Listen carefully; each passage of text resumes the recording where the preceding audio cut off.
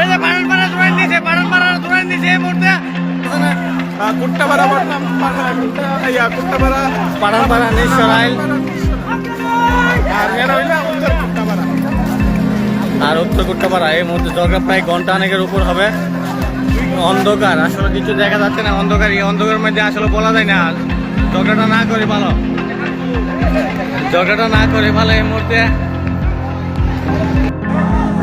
পাঠানপাড়া কুট্টাপাড়া ঝগড়া চলছে, মারামারি।